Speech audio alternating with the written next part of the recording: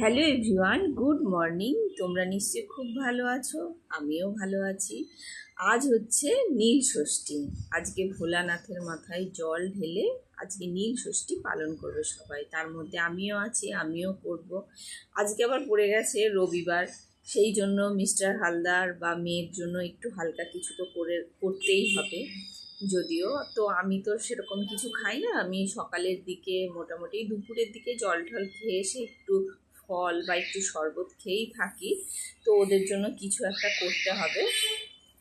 তো সেই জন্যই বলছি, তোমরা খুব ভালো করে নীল ষষ্ঠী পালন করো, আর বেশি বেশি করে একটু জল খাবে, ডাবের জল বা এমনি জল। অনেকে নির্জলাও থাকে, জলও খায় না, কিন্তু আমি তো থাকতে পারি না। আমি ওই এমনি নর্মাল জল খেয়েই থাকি। আসলে জল ঢালার আগে পর্যন্ত কিছু খাই না, কিন্তু জল ঢালার পরে একটু জল, তারপরে ফল, এগুলো আমাকে খেতেই হয়। তো রাতে কি হবে সেটা আমি ঠিক বলতে পারছি না। তো রাত আসুক, দেখি কি হয়। তো যাই হোক, তোমরা খুব ভালো করে নীল ষষ্ঠী পালন করো, খুব ভালো থেকো।